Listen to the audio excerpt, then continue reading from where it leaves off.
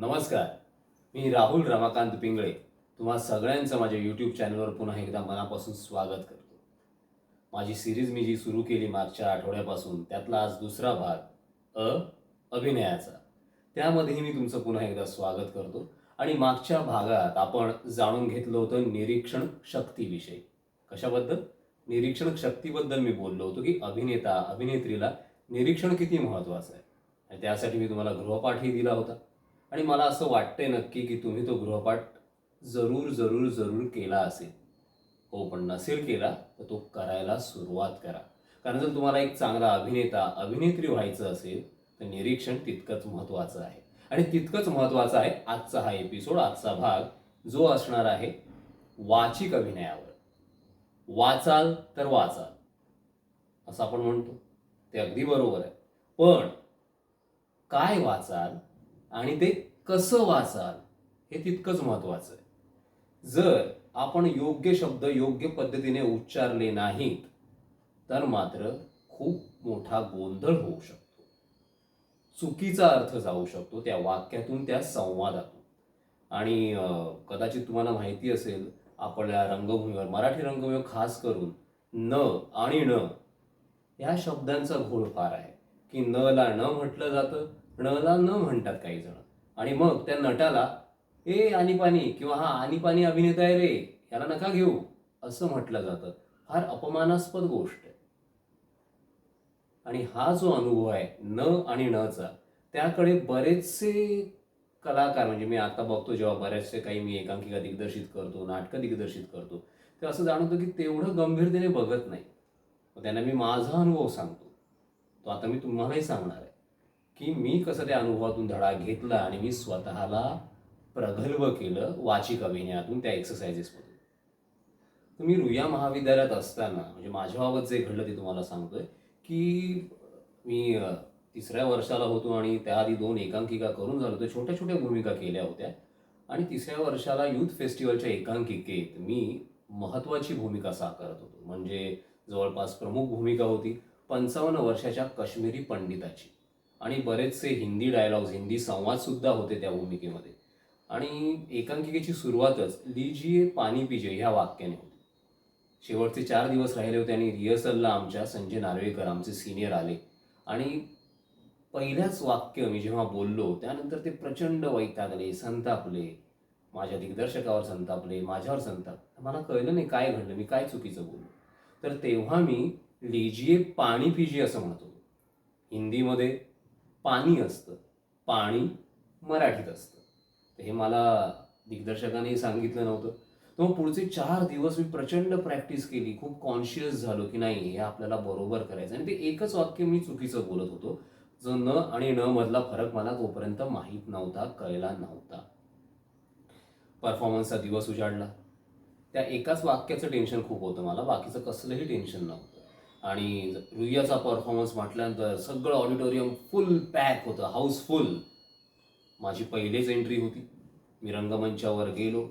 पत्रकाराची भूमिका करणारा कलाकार रंगमंचावर आला. तो घाबरून येतो, मी त्याला धीर देतो, पाण्याचा ग्लास घेतो आणि त्याच्यासमोर तो ग्लास धरतो आणि त्याला म्हणतो लीजिए पाणी पीजिए.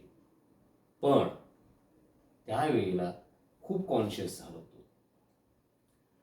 असाच आवंढही गेला आणि माझ्या तोंडातून वाक्य बाहेर आलं, लीजिए पाणी पीजिए. हे मी बोललो आणि जो काही हशा पिकला, जो काही लाफ्टर आला, पूर्ण ऑडिटोरियम खो खो हसायला लागलं. मला कळेना, मी अक्षरशः स्टेजवर थरथर कापायला लागलो की अरे यात काय विनोद घडला, यात काय पंच होता. तो बिचारा गंभीरतेने माझ्याकडे बघत होता, मी त्याच्याकडे गंभीरतेने बघत होतो. पण ऑडियन्स का हसलं? तेव्हा मला जाणीव झाली की ह्या एका वाक्याने सुद्धा किती मोठा घोळ होऊ शकतो, न आणि न मुळे. म्हणजे ते प्रेक्षकांना सुद्धा कळतं. त्यानंतर खूप चांगला परफॉर्मन्स केला मी, माझे सोलो अप्रतिम केले, प्रत्येक डायलॉग चोपला, टाळ्या पडल्या शेवटी एकांकिकेच्या. पण त्या सुरुवातीच्या एका वाक्यामुळे आणि त्या न आणि नच्या गोंधळामुळे आमची एकांकिका त्या स्पर्धेतून बाहेर फेकली गेली. परफॉर्मन्स संपल्यानंतर रडायला लागलो, खूप रडायला यायला लागलं. सगळ्यांनी समजावलं मला. खास करून आमच्या दिग्दर्शकाने. आणि त्याने सांगितलं, राहुल तुला जर चांगला अभिनेता व्हायचं असेल, पुढे करिअर करायचं असेल तर हा प्रॉब्लेम आधी सॉल्व्ह कर. आणि सुदैवाने म्हणा त्याच वर्षी एखाद महिना झाला असेल मी मुंबई विद्यापीठाच्या बहिशाल नाट्य प्रशिक्षण अभ्यासक्रमामध्ये ॲडमिशन घेतलं होतं. तिथे मला सचिन मोटे, सचिन गोस्वामी आणि विनायक दिवेकर हे गुरु लाभले आणि त्यांनी तिथे आम्हाला शिकवायला सुरुवातच केली होती. तेव्हा दिवेकर सरांनी आम्हाला एक्सरसाइज जस्ट दिली काही दिवसांनी की न आणि नसाठी काय केलं गेलं पाहिजे.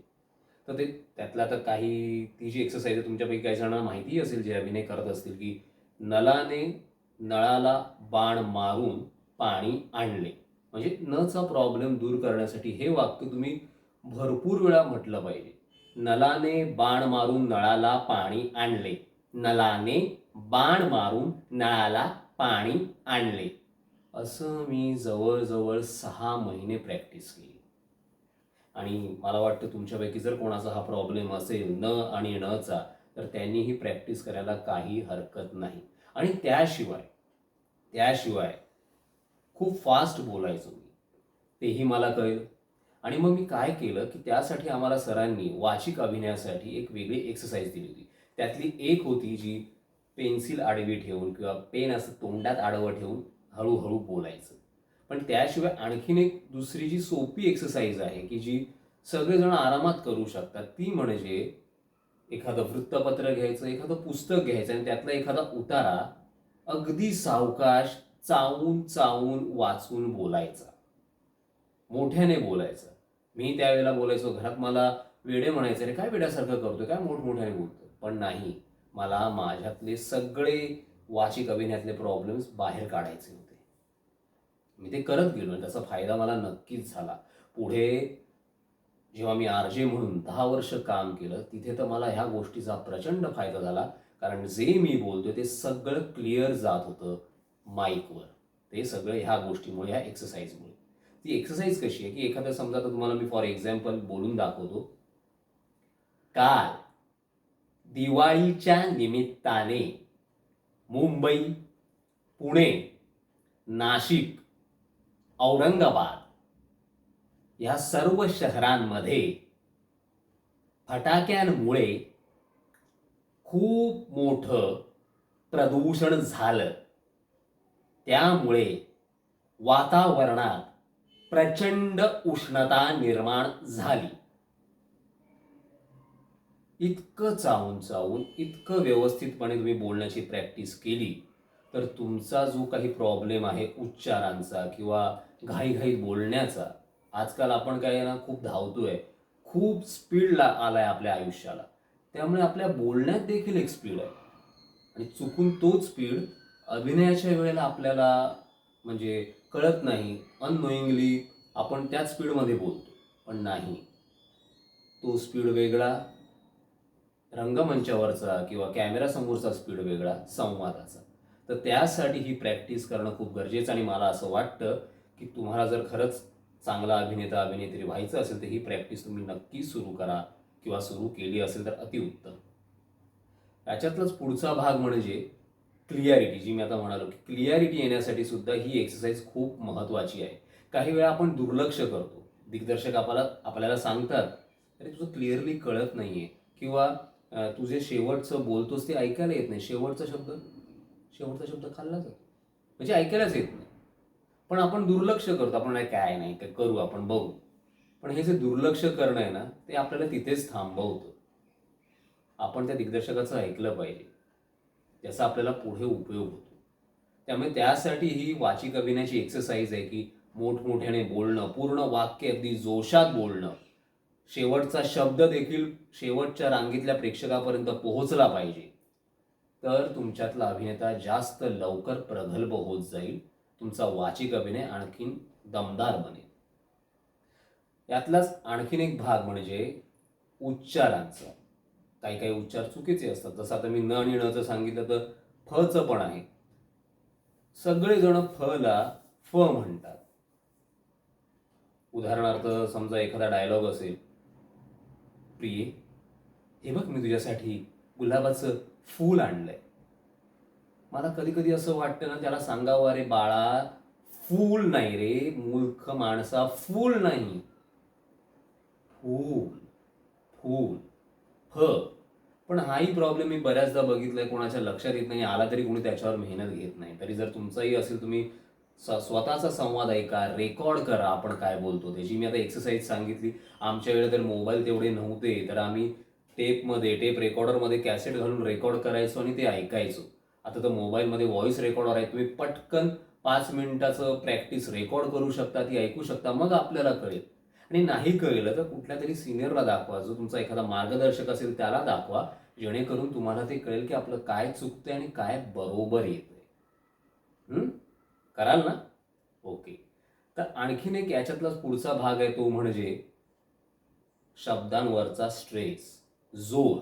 कुठल्या शब्दावर जोर दिल्यानंतर वाक्याचा अर्थ कसा बदलतो, तेही आपल्या कधी कधी लक्षात येत नाही.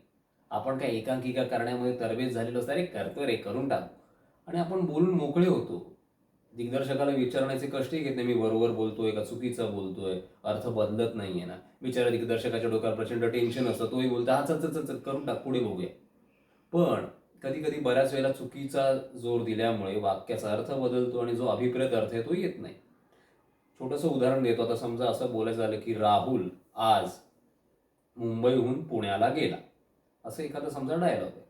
तर उच्चारांवर जर जोर दिला गेला, कसा बदलला गेला शब्दांवर जोर, तर कसं तो वाक्याचा अर्थ बदलतो ते आपण बघूया. राहुल आज मुंबईहून पुण्याला गेला. राहुल आज मुंबईहून पुण्याला गेला. राहुल आज मुंबईहून पुण्याला गेला. राहुल आज मुंबईहून पुण्याला गेला. राहुल आज मुंबईहून पुण्याला गेला. वेगवेगळे उच्चार, वेगवेगळा जोर, वेगवेगळा अर्थ. तुमच्या लक्षात आलं असेल. मला त्याची वेगळी फोड करून सांगायची गरज नाही असं मला वाटतं, कारण तेवढे तुम्ही हुशार आहातच. तर याची सुद्धा प्रॅक्टिस करा. जेवढी प्रॅक्टिस तुम्ही ह्या जोर देऊन बोलण्याची कराल, की हळू सावकाश ती वाक्य बोलायची, तसं तसं आपोआप तुम्हाला ती ग्रीप येईल तुमच्या शब्दांवर आणि तुमची वाक्य अशी व्यवस्थित जोरदार येतील, तुमचे डायलॉग सुद्धा असे कन्फर्म येतील. तर मला वाटतं आज हे सगळं एवढा जो मी वाचिक अभिनयाचा एक भाग तुमच्यासाठी घेऊन आलो, तो तुम्ही नक्कीच लक्षात ठेवाल. आज मला वाटतं इथेच थांबूया, पण पुढच्या आठवड्यात पुढच्या भागात मी वाचिक अभिनयातल्याच काही गोष्टी आणखीन आणि आंगिक अभिनय म्हणजे अर्थात शारीरिक अभिनय, बॉडी लँग्वेजबद्दल तुमच्याशी डिस्कस करणार आहे, संवाद साधणार आहे. आणि जर तुम्हाला काही वैयक्तिक मार्गदर्शन हवं असेल, माझ्याकडून काही आणखीन म्हणजे काही वेगळं मार्गदर्शन हवं असेल अभिनयाबाबतीत, तुम्ही मला संपर्क करू शकता कमेंट बॉक्समध्ये. कारण मी ॲक्टिंग वर्कशॉपसुद्धा घेतो, त्याशिवाय वैयक्तिक इंडिव्हिज्युअल ट्रेनिंगसुद्धा करतो. तर त्या संदर्भातही तुम्ही मला संपर्क साधू शकता. पण आजचा गृहपाठ आत्तापासूनच सुरू करा. वाचिक अभिनयामधला वा ची क सुरू करा. पुन्हा भेटूया पुढच्या भागात. तोपर्यंत अनुमती द्या. नमस्कार.